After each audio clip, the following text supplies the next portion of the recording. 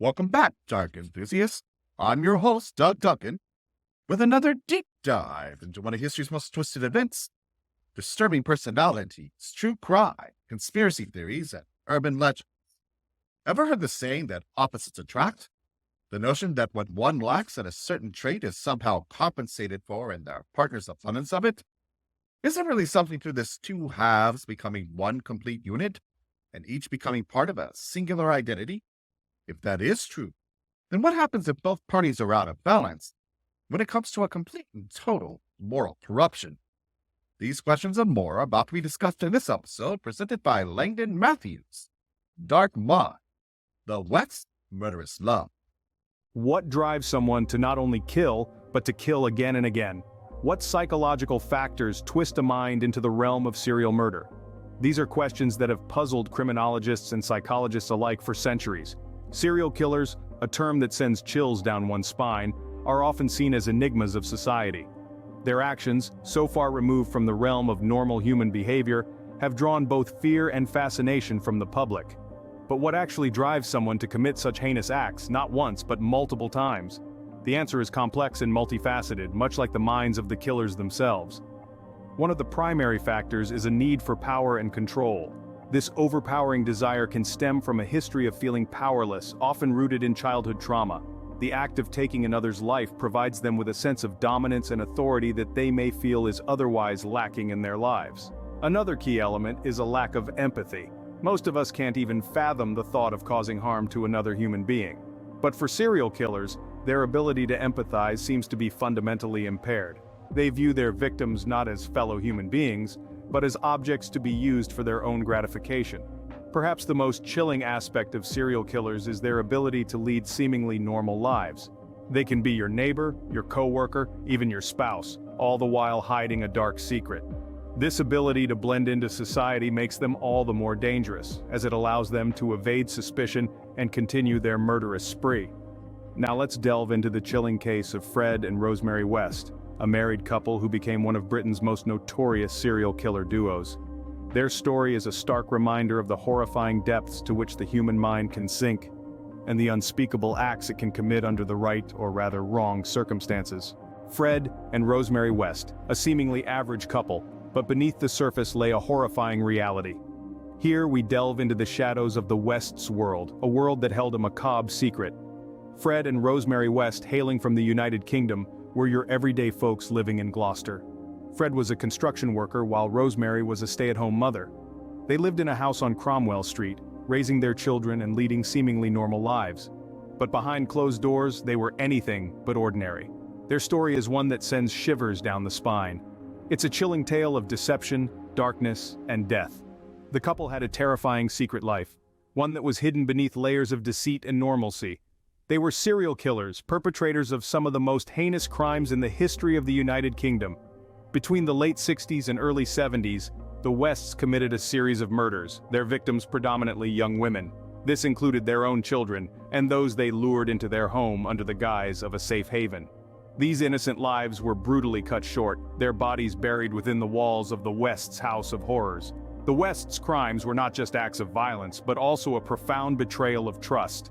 They preyed upon the vulnerable, exploiting their innocence and trust. This was not just the act of a deranged individual, but a pair, a couple, bound by a shared lust for violence and control. These gruesome acts were not discovered until the mid-90s, when the police unearthed the true terror that resided at Cromwell Street. The Wests were charged with multiple counts of murder, their true nature exposed for the world to see. Their trial and subsequent imprisonment served as a shocking revelation of the evil that can lurk beneath the facade of normalcy. But what led this couple down such a dark path? Let's explore the possible psychological aspects. What psychological elements led the West to become serial killers? Was there something in their past, their personalities, that made them capable of such atrocities? To understand the West's descent into the abyss of murder, we ought to delve into the murky waters of their past. Both Fred and Rosemary West had troubled childhoods marked by abuse and neglect. Fred's mother was reportedly overbearing and his father was allegedly abusive. Rosemary, on the other hand, was raised in an environment riddled with sexual abuse. These early experiences, psychologists suggest, could have laid the foundation for their distorted view of relationships and violence. But childhood trauma alone doesn't transform someone into a murderer. So what else could have contributed? Mental health could be another piece of the puzzle. Fred West was said to have had a low IQ and was possibly suffering from a personality disorder. Rosemary, too, exhibited signs of psychopathy, a disregard for others, lack of empathy, and manipulative behavior. These mental health issues, coupled with their traumatic upbringings, may have provided the perfect storm for their future actions. Now let's consider their personalities. Both Fred and Rosemary were known to be controlling and domineering, traits often found in individuals who commit such heinous crimes. Their need for control extended not just to each other but also to their victims. They derived pleasure from their victims' pain, a clear indication of sadistic tendencies. Moreover, the Wests displayed an utter lack of remorse for their crimes. This absence of guilt, a characteristic of antisocial personality disorder, allowed them to continue their murder spree without any moral qualms. In their minds, their victims were not human beings but objects to be used and discarded at will. It's also important to note that the Wests' relationship was marked by a bizarre dynamic. Their bond seemed to be rooted in a perverse mutual understanding, a shared desire for control and dominance. Their relationship, in a twisted way, enabled and even amplified their murderous impulses. But what about the possibility of codependency, or even Stockholm Syndrome? Could Rosemary have been a victim herself, manipulated and controlled by Fred? Some argue that she was a willing participant, while others suggest she was a victim of Fred's manipulation. The truth, perhaps, lies somewhere in between. While it's clear that Rosemary was a perpetrator, it's also possible that she was, to some extent, under Fred's control. In conclusion, a combination of past trauma, mental health issues, and certain personality traits likely played a role in turning the Wests into serial killers. Their relationship, too, seems to have played a crucial role in their descent into murder. But could there be more to their story? Could their relationship have played a part in their descent into murder? The Wests were not just serial killers, they were a killer couple. How did this dynamic affect their crimes? When we delve into the horrifying saga of the Wests, it's clear that their relationship was far from normal. They were a couple bound together not only by their marital vows, but also by a shared, dark desire to commit heinous acts. The dynamics of their relationship, as morbid as they were, played a significant role in their crimes. They were not two separate killers who happened to be married. They were a killer couple, their lives and their crimes inextricably intertwined. This unusual dynamic allowed them to feed off each other's darkest desires, amplifying their evil and pushing them to commit increasingly horrifying acts. Their relationship was characterized by an intense codependency. Fred, with his violent and controlling tendencies, found in Rosemary an individual vulnerable enough to be manipulated into becoming an accomplice in his crimes. Rosemary, on the other hand, despite being a victim of Fred's control, was not merely a submissive accomplice. She was an active participant, drawn into the web of their shared fantasies and becoming just as monstrous as Fred himself. There's also a possibility that Stockholm Syndrome played a part in Rosemary's involvement in the crimes. Stockholm Syndrome is a psychological response where a captive begins to identify closely with their captors, even to the point of becoming sympathetic or loyal to them. Rosemary, trapped in a relationship with a controlling and abusive partner, may have developed this syndrome, leading her to participate in Fred's horrific crimes. However, it's important to remember that Stockholm Syndrome is a controversial concept and not universally accepted by psychologists. It's a complex issue, and while it may explain some aspects of Rosemary's behavior, it doesn't absolve her of her actions or her guilt in the crimes. The Wests acted as enablers for each other, their relationship serving as a dark echo chamber, amplifying their twisted desires. Their shared fantasies, combined with their codependency and possible Stockholm Syndrome, created a deadly cocktail that led to the horrifying crimes they committed. In conclusion, the Wests were a killer couple whose relationship was defined by codependency, manipulation, and a shared desire to commit heinous acts. Their crimes were a direct result of their twisted relationship, each acting as the other's enabler, pushing them further and further into the abyss of evil. As we've seen, the Wests' twisted relationship played a significant role in their crimes. But what was the impact of their actions on their victims? The Wests left a trail of devastation in their wake. What impact did their crimes have on their victims and their families? The damage inflicted by the Wests extended far beyond the immediate horror of their crimes. Their actions precipitated a ripple effect that sent shockwaves through the lives of their victims' families, their community, and the entire nation. When the West's horrifying actions came to light, the lives of their victims' families were shattered. Parents lost children, siblings lost brothers and sisters, and friends lost companions. The grief was, and continues to be, immeasurable. But the anguish didn't stop at grief. The families of the victims faced an uphill battle for justice, a journey marred by frustration, despair, and the painful reliving of their loved ones' final moments. The psychological impact on the victims who survived was profound. Many were left with deep emotional scars, haunted by the horrors they had endured. Their lives were irrevocably altered, their sense of safety and trust in others forever compromised. They faced a lifetime of recovery, grappling with post-traumatic stress disorder, anxiety, depression, and other mental health issues. The West's crimes also had a far-reaching impact on the community and the nation. The revelation of such monstrous acts occurring in seemingly ordinary homes left many feeling a profound sense of unease and mistrust. The Wests had seemed like just another couple, living an ordinary life. The stark reality of their heinous acts shattered this illusion, prompting a nationwide introspection on the nature of evil and the capacity for cruelty in the most unsuspecting of places. The West's reign of terror was a stark reminder of the fragility of life, the depths of human depravity, and the resilience of those who survive. Their victims and their victims' families embarked on a lifelong journey of healing, their lives forever marked by the actions of two individuals whose capacity for evil knew no bounds. The West's reign of terror has left a lasting scar on their victims, their families, and the nation as a whole. The chilling case of Fred and Rosemary West is a stark reminder of the darkness that can lurk beneath the surface of seemingly ordinary people. This seemingly unremarkable couple executed a series of grisly murders that sent shockwaves through the United Kingdom and beyond, forever etching their names into the annals of true crime. The Wests were not simply monsters. They were human beings, twisted and warped by their own personal demons. Fred was a man driven by his depraved desires. His history of incestuous relationships and sexual violence formed the foundation of his heinous acts. Rosemary, on the other hand, was a woman who found pleasure in brutality. She was a sadist, deriving joy from the suffering of others. But the Wests were more than the sum of their parts. Their union created a perfect storm of perversion and violence. Together, they fed off each other's darkest impulses, their relationship serving as an echo chamber for their shared depravity. This was not a simple case of codependency or Stockholm syndrome. This was a partnership in horror, a mutual understanding that allowed them to execute their macabre plans with chilling efficiency. In their wake, the Wests left a trail of victims whose lives were irrevocably shattered. The sheer brutality of their crimes is a grim testament to the depths of their sadism. Their victims were not simply killed, they were tormented. Their suffering extended for the perverse pleasure of their captors. And the impact of their crimes extends beyond their victims.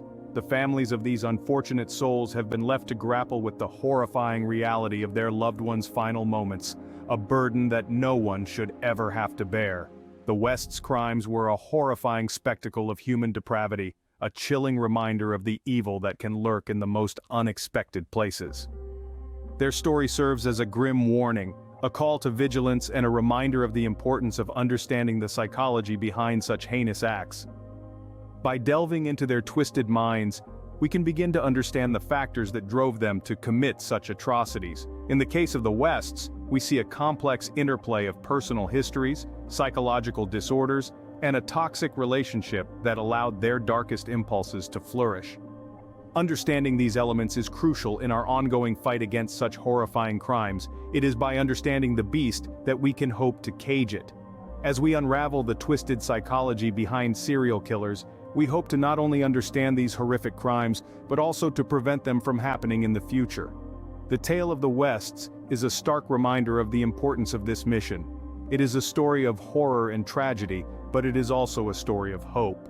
Hope that by shining a light on the darkest corners of the human psyche, we can work towards a future where such atrocities are a thing of the past. Thank you, Langdon. We've just scratched the surface, my mystery squad. There's so much more to this dive. And in order to make sure we leave no stone unturned, we're going back to the beginning, starting with Fred West. Frederick West was born in a quaint little village called Much Markle. Nestled on the borders of Gloucestershire and Herefordshire, his father Walter worked hard as a laborer, toiling in the fields as an agricultural worker. Their house, though humble, exuded a rustic charm. Now, when it comes to Fred's introduction to the birds and the bees, it's an interesting tale. You see, his mother had this peculiar habit that she referred to as breaking in her boys. And guess what? Frederick West himself embraced this tradition when it came to his own daughters. Yes, I know some people find it quite disturbing and not at all normal. But for Frederick West, it was an integral part of the family dynamic. You see, his father had followed the same path, and his mother had initiated him into the world of intersex when he was just a tender 8 years old.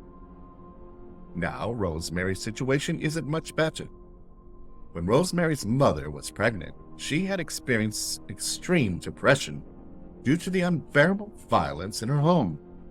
Her husband would go to great lengths to prevent the family from eating, such as adding salt and fat to the food.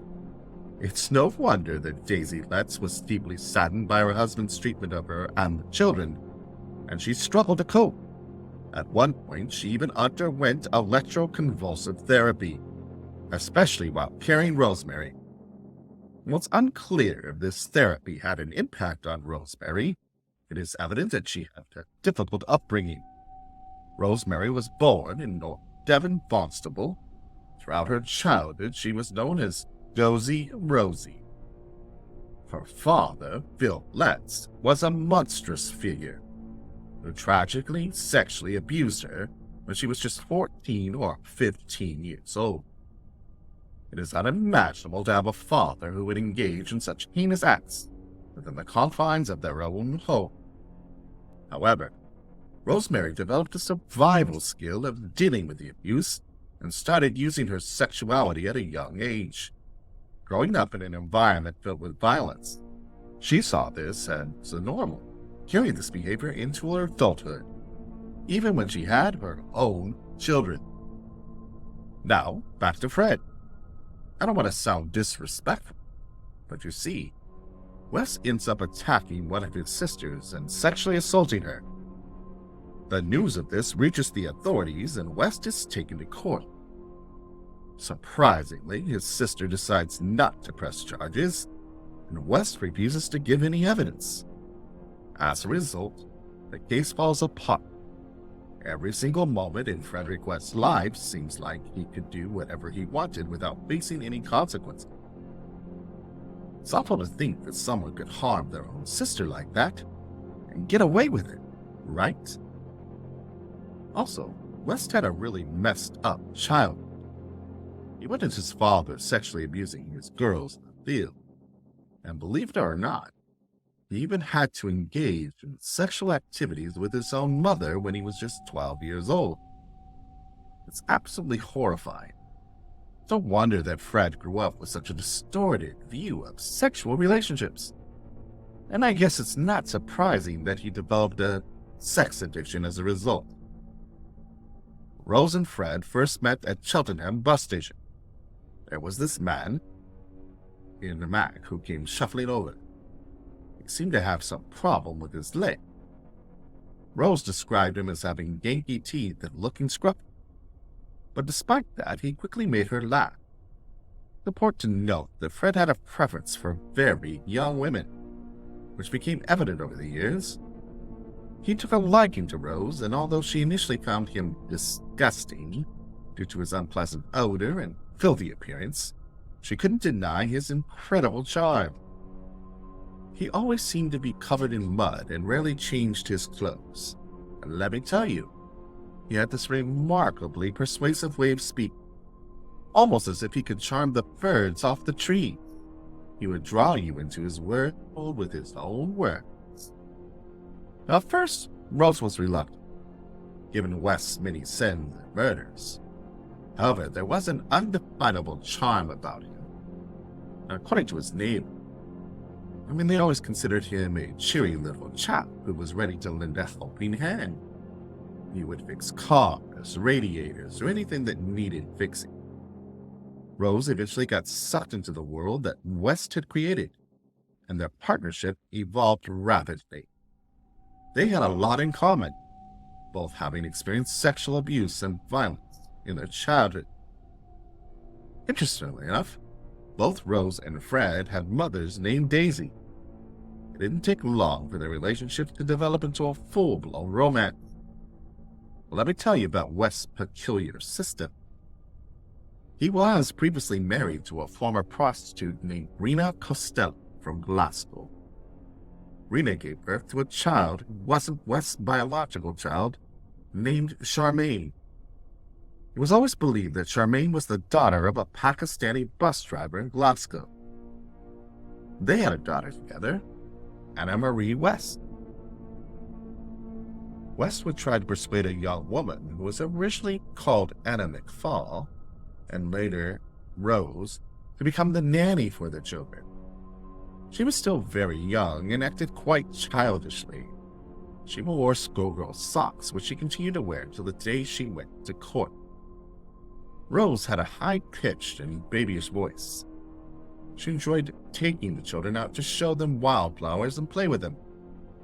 However, this was just a ruse for her to have sexual relations with another person. The situation was as troubling as her father, William Lett. There was even a confrontation between West and William Letts over Rose. And it wasn't solely about her being 15 years old.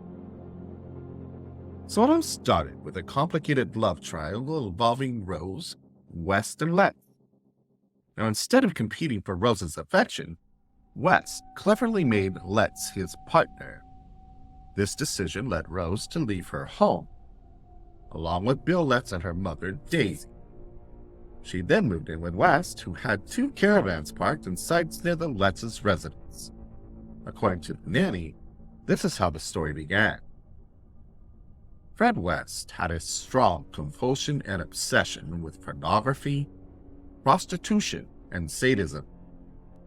This is something that is commonly found in the minds of serial killers, as they have an intense desire to control other people. Now, by exerting control over their victims, they degrade them and assert their own power and entitlement. Fred West's life and thoughts were filled with these qualities, evident in his indulgence in pornography, prostitution, and sadism. In 1972, Fred West, who was a builder, moved with his family to Cromwell Street, which later became their infamous residence. Fred made alterations to the house to accommodate lodgers. However, his true intention in taking in lodgers was to satisfy his own need. While he initially claimed it was to supplement his income, it became clear that he wanted to use these lodgers to fulfill his compulsion for control and gratification. It's difficult to understand, but Fred wasn't possessive when it came to Rose's affections. He was actually comfortable with the idea of her being with other people. In fact, at the start, he didn't mind sharing her with some of the male lodgers at 25 Cromwell Street. However, Fred still had a preference for finding nannies to take care of children. And their first attempt at finding a nanny at Cromwell Street involved a chance encounter with a girl they met at a bus stop. He gave her a ride home, even though it might sound surprising. She lived in the Forest of Dean, which wasn't too far away. She was young and easily influenced, so they offered her a position as nanny. Now, Rose and Anne had both worked as nannies before. This job offered seemed like a good fit, but it didn't take long for the girl to realize that there was a much more to the job than she had initially thought. She'd expected to have a normal relationship with the children. Instead, she found expectations that she would have to have a sexual relationship with Fred, and possibly even Rose. The girl's name was Caroline Roberts, and she grew up in Forest of Dean as one of 15 children.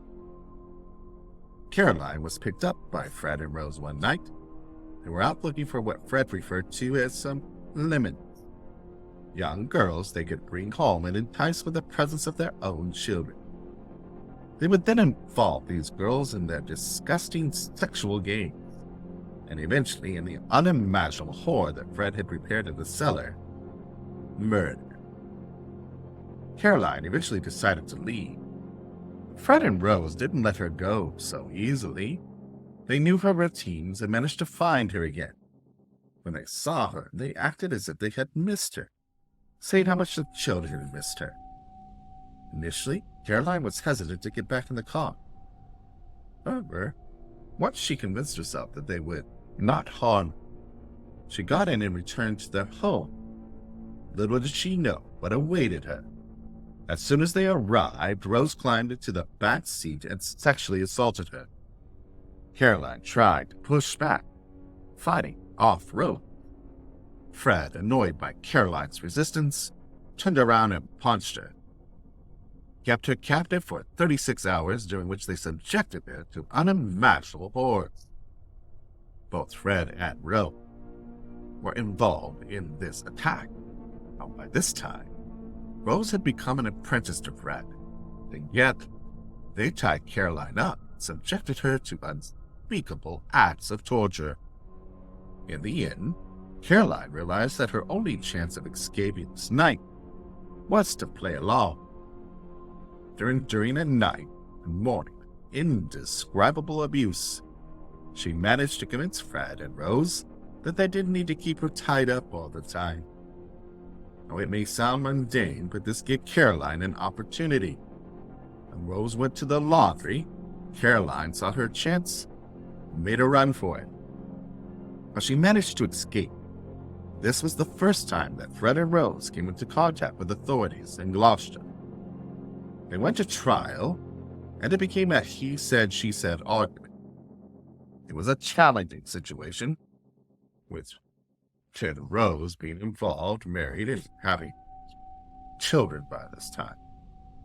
Some people argue that it was consensual, since they enjoyed rough sex, so they actually got away with it and only received a fine. However, if more attention had been paid to the first sexual assault, many of the other subsequent incidents could have been prevented altogether. At various times, she did try to break away from West's influence, but it wasn't easy. He was incredibly persuasive. Additionally, he exploited her by involving her with the locals in Gloucester. It's worth noting that Fred and Rose had a particular preference for black men, and it's believed that 3 of the children were fathered by her clients. She worked as a prostitute on the first floor of Cromwell Street, where she had a specially decorated room for that purpose. It was a collaboration in every sense of the word, as she willingly participated and wasn't coerced or forced into it. And I'm sorry, but I can't view Rosemary West as a hapless victim in any way. Rose played an active and willing role in crimes against her daughter, Anne-Marie. She colluded with and encouraged Fred to rape Anne-Marie. She even made Anne-Marie perform household chores naked, degrading her and sometimes making her wear nothing but a miniskirt and some sexual accessories. When Anne-Marie was just 13 years old, Rose sent her out to work as a prostitute. Anne-Marie would bring some of the clients back, and Rose would watch closely to ensure that Anne-Marie, pretending to be 16, didn't reveal her real age of 13. This behavior was truly extraordinary, especially considering that Rose was entrusted with the care of her own child. Furthermore, this case reveals just how far removed from normal psychology the mindset of a serial killer can be. If you study the statements of the witnesses at Rose's trial, you can clearly see that she became even more cruel than Fred. In fact, some witnesses who managed to escape described Rose as being even more merciless. At one point, they were taken to court, and an audio tape was played, capturing Fred and Rose engaging in intimate activities in the back of a van. Shockingly, they defended their actions, claiming it was perfectly normal. Later, psychiatrists referred to this phenomenon as folie à deux, where the two of them together became a far more dangerous and sinister force than either of them alone. It's truly disturbing how they intensified each other's dark tendencies. When they were together, they unleashed an even darker force. Rose West understood what sexual abuse was because she had experienced it herself. She had a violent and sexually abusive father, so she was all too familiar with the horrors of sexual abuse. Unfortunately, her own traumatic past didn't prevent her from perpetuating the cycle of abuse. In fact, she only repeated the pattern, but also took pleasure in it. Psychologists have different theories about why this happened. Sometimes the wounded individual feels compelled to repeat the violence inflicted upon them, hoping that by reenacting it, they can somehow heal their own wounds. In other cases, they develop a sick identification with their abuser and derive gratification from imitating sadistic behavior. So being a victim of violent or sexual abuse doesn't automatically make someone immune to becoming an abuser themselves. In some instances, there is even a compulsion to repeat the abusive pattern. This is perhaps why she so willfully was compliant with Fred West's wishes. One disturbing example of Fred's history of sexually abusing his daughters in his brutal attack on Anna Marie, who was the daughter he had with Rosemary. She was his firstborn child. Fred and Rosemary took her to the cellar in Cromwell Street, where they subjected her to a horrifying sexual assault. Rosemary would strip Anne-Marie naked, gag her and tie her to a bed frame or a mattress, and Fred brutally raped her. The details surrounding the disposal of the bones are unclear, as they were removed before or after the assault. Some were even taken as trophy. Throughout the ordeal, Rosemary would manipulate Anne-Marie, convincing her that what Fred was doing was just a normal part of being a father, and that she must never reveal the truth to anyone. This coercive tactic is a common strategy used by psychopaths and serial killers to maintain control over their victims, especially when they are young and vulnerable. After surviving horrific abuse, Anne-Marie's personality was deeply impacted. The experience had a catastrophic effect on her, and she struggled with an intense emotional distress. She went through periods of separating from the family and then returning. But to this day, her troubled state remains. The brutal attack in the cellar served as a chilling foreshadowing of the fate that awaited other victims who found themselves in Cromwell Street Chamber of Horrors. Fred and Rose committed the most heinous crimes.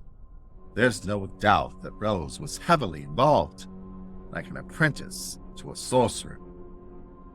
Fred, on the other hand, was truly evil, a mastermind.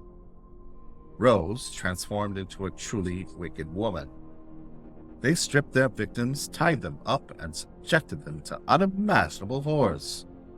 Some were scared, others were beheaded, and their nails were even removed. They would go to great lengths to incapacitate their victims, removing bones to prevent any chance of escape. Fred had a disturbing preference for targeting their kneecaps. The mere thought of what those poor girls went through in Cromwell Street sends a shiver down my spine. There was one signature killing that marked the end of this murderous scheme. In the end, West just didn't kill his first wife, Rena, and Anne McFall, but also another 10 people, including Charmaine, who was Rena's daughter from the Pakistani bus driver. However, it was the murder of Heather that stood out. Heather was Rose's firstborn child with Fred. She had dark hair and was very striking. Rose and Heather didn't have a great relationship, particularly because of Heather and May. May was the daughter who came after Heather in the list of West's children, with their son Stephen being born between them. It went Heather, Stephen, then May. May and Heather made a pact to never be alone with Fred. So, for example, if they needed to take a bath or a shower, One would stand outside the door, and then they would switch places. This really aggravated Fred, because he believed he had a right to be with his daughters alone. It made him really angry. But what made it worse, I think, is that when Heather was 16 years old, she was smart and determined. She told Fred that she was going to tell the police about what he was doing to his children. I believe that this was the final straw for Fred, and it led him to kill her. Now, Rose and Fred have a dilemma: how to explain Heather's sudden disappearance. Oh, they tell this unbelievable story that she's gone off. She's become a drug dealer, and then she went to the Middle East. You know, we don't have all the details, but all we know is that she disappeared when she was 16. She just vanished from the room, and no one knew where she went. But it took a really long time for people to realize that something must have happened to Heather. The West's youngest child, Heather, hadn't been seen since 1987. And once their other children were taken into care, they started telling stories. The truth started to come out, and social workers became concerned. One of the things the children mentioned was that their parents used to say, "If you don't behave, you'll end up under the patio like Heather." Fred had meticulously paved the garden with square tiles. He was really proud of the house, you know. They used to joke and say, "Heather's 2 down and 3 across." But then, while the children were playing on Cromwell Street, believe it or not, they met an old-fashioned police constable with a bicycle. They asked him, "What would you do if one of your daughters was attacked by your father?" And he was taken aback, saying, "What? No, you know." And that's when it became evident that something was not quite right at 25 Cromwell Street. Gloucester Social Services stepped in and removed 5 of the children. But this eventually led to questioning what had happened to their first child, Heather, who hadn't been seen. And that's the door that opened to the conviction and exposure of these horrific crimes committed by Fred and Rose West. Without a doubt, it's the most significant story. Now, Constable Savage was able to convince her betters at the Gloucester Conservatory, most of whom were familiar with West. Many of them have used him as a minor informant, because West, if he had acquired stolen goods, would usually contact one of the detectives in Gloucester and say, "Hey, I've got this or that." He even boasted about it in court once. However, they didn't really take West seriously. They saw him as more of a Cromwell character, a bit dodgy, but definitely not a killer. Hazel Savage, on the other hand, was convinced otherwise. She strongly believed that he might have killed his own daughter, Heather. That's why she managed to persuade them to issue a warrant to search the house, particularly the garden. You see, she heard a family joke that Heather's remains might be loaded at 2 down, 3 across. Now, it all began to unravel on a Thursday night when the police arrived at Rose's house while she was watching television. Stephen, the eldest son, and May, the oldest surviving child, were also at home. They called Fred, who's working not too far away, about 15 miles.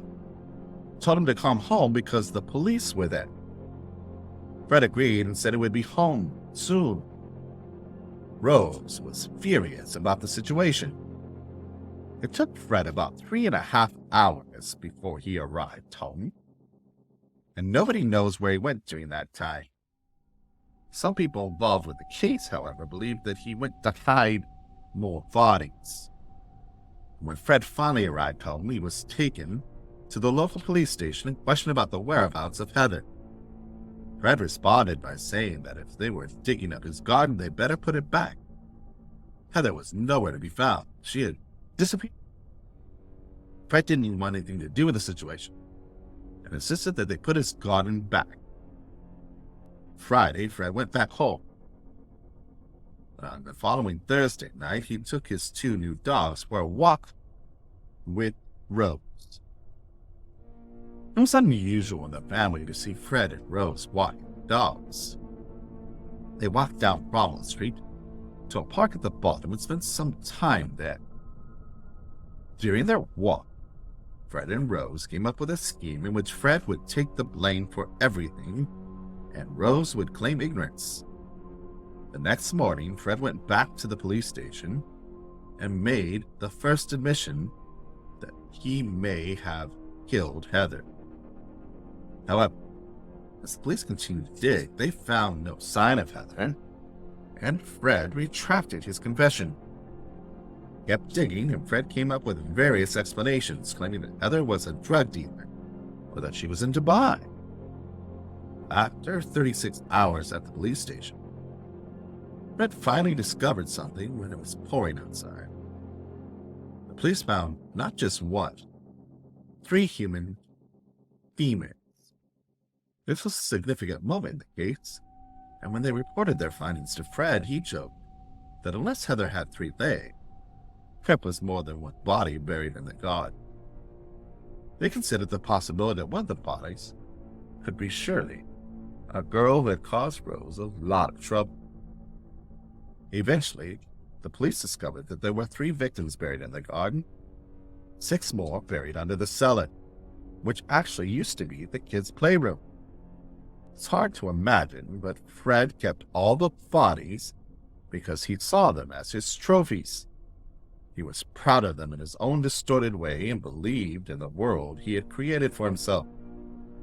One of the defining characteristics of a serial killer and a psychopath is their tendency to abuse power. They have this insatiable craving for power, especially when it comes to having control over another person. And you know what? It can be really frustrating for them when they encounter any sort of resistance, no matter what it is that they desire, be it status, recognition, or even something as basic as intimacy. They see other people merely as obstacles in their path. I must point out, this intense frustration is actually quite common among serial killers. It stems from the belief that they are entitled to certain things, and when others don't fulfill those entitlements, they become profoundly frustrated. Now, ultimately, Fred West would have to make some concessions, but he still believed he could do so on his terms. In the end, Fred hoped that he would be able to leave Cromwell Street to Rose. And they came up with a plot where Fred would take the blame for everything and Rose would maintain that she didn't know anything. This way, she could keep Cromwell Street, even though Fred would go to jail. Fred had resigned himself to the fact that he would, in fact, go to jail. However, he also disclosed the location of Anne McFall and Rena's bodies to the police. They were buried in the fields near his childhood home in Markle. The police launched an enormous search, digging up the garden at Cromwell Street. They even dug up the cellar and discovered 6 more bodies beneath the cellar floor. They were specifically searching for Charlemagne, so they went to 25 Midland Road and eventually found her remains. They also excavated 2 fields near Mount Markle. They quickly found Rena Costello.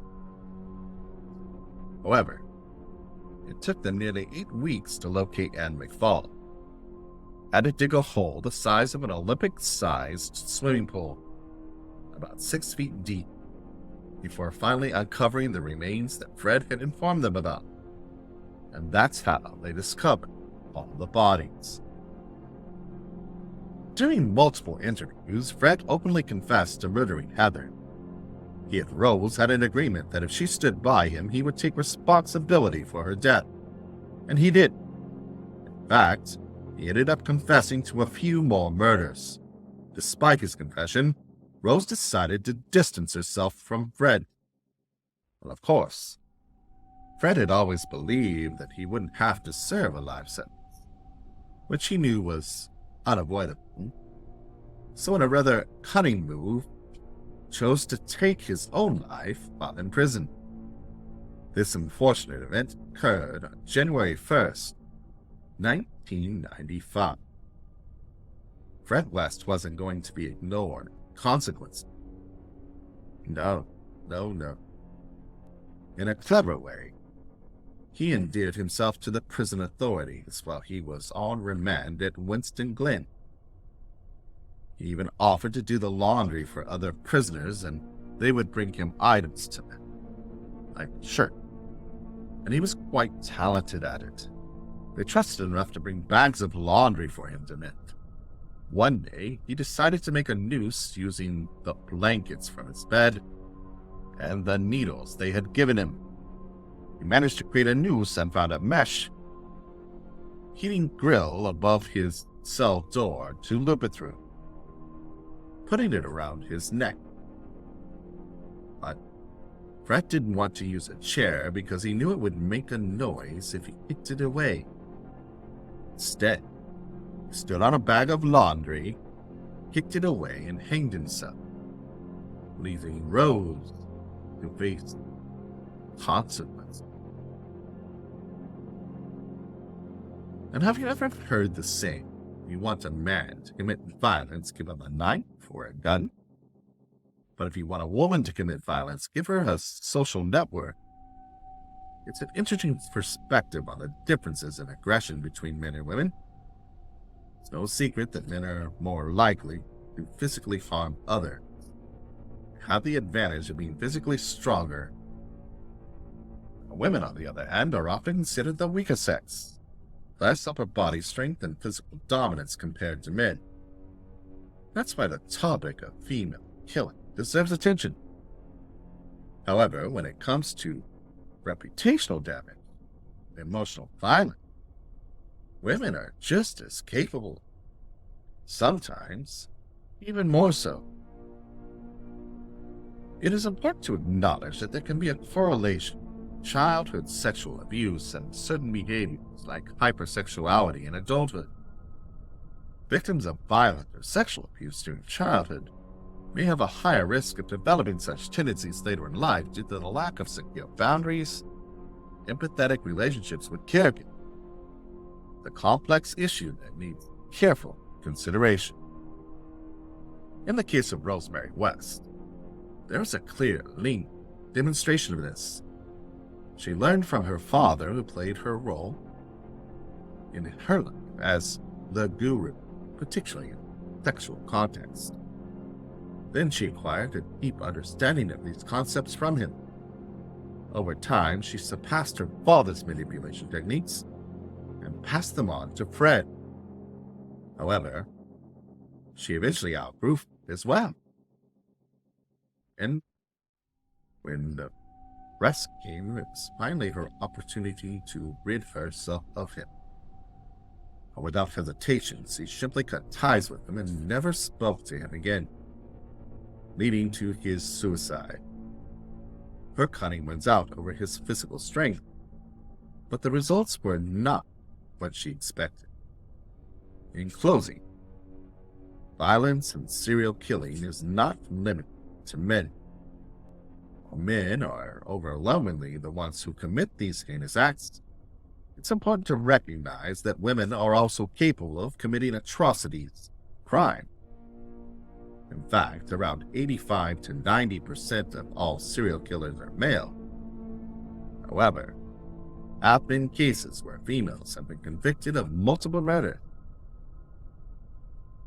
This Roe would be convicted of at least 10 murders, worth noting that she couldn't be convicted of Anna McFall or Rena. And she does hold the title of being the most prolific female serial killer British legal history. What drives people to kill? What would compel someone to become an accomplice in the wrongdoings of their spouse, even in the murder of their own children? One thing's for sure, the story of the West serves as a chilling reminder that even the seemingly most ordinary people can harbor dark and deadly secrets. Now, if you found this episode intriguing, I invite you to hit the subscribe button and hit the notification bell so that you don't miss any of our journeys into the dark. And what do you think about the case of Fred and Rosemary West? Was she a victim, or was she his accomplice? let us know in the comments below. We want to hear from you. Well, thank you for watching Darker Things.